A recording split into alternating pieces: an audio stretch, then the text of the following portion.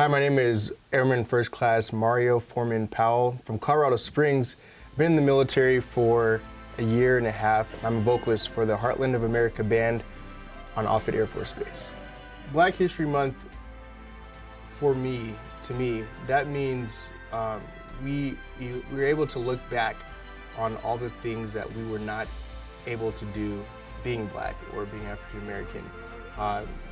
Not being able to go into school, not being able to have an education or playing sports and everything, but being able to look at how far we have come as a United States or in the world in general. I know there's places that still maybe deal with that, but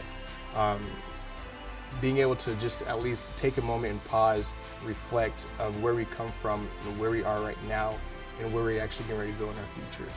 One thing that I absolutely love about the military and Air Force is that there is no difference of who you are, what you are.